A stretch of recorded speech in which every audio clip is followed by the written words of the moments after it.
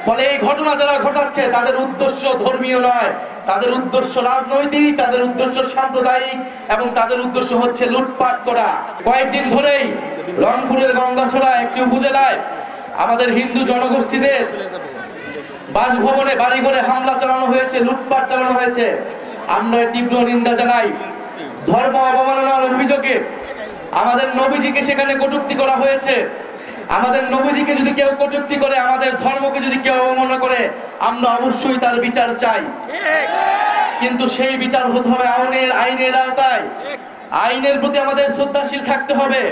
কিন্তু সেই ঘটনাকে কেন্দ্র করে যদি সেই সম্প্রদায়ের উপর কেউ আঘাত আনে, সেই ঘটনাকে আমরা কখনোই মেনে নেব না। আমাদের ধর্ম এটাকে পারমিট করে না।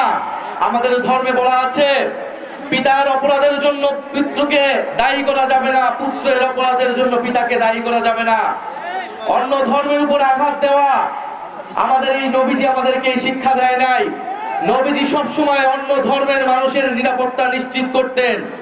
ফলে এই ঘটনা যারা ঘটাচ্ছে তাদের উদ্দেশ্য ধর্মীয় নয়, তাদের উদ্দেশ্য রাজনৈতিক, তাদের উদ্দেশ্য সাম্প্রদায়িক এবং তাদের উদ্দেশ্য হচ্ছে লুটপাট করা।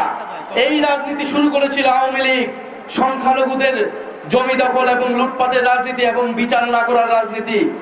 আমরা আজকের সমাবেশ থেকে বলতে চাই, রংপুরে যারা এই ঘটনা ঘটাচ্ছে তাদেরকে অবশ্যই বিচারের আওতায় আনতে হবে। যিনি ধর্ম মনে করেছেন তাকেও বিচারের আওতায় আনতে হবে। আমরা ধর্মীয় সম্প্রীতির বাংলাদেশ গড়তে চাই, ইনসাফের বাংলাদেশ গড়তে চাই, বৈষম্যহীন বাংলাদেশ গড়তে চাই। ইনকিলাব জিন্দাবাদ, এনসিপি জিন্দাবাদ, মাওলানা ভাসানী জিন্দাবাদ।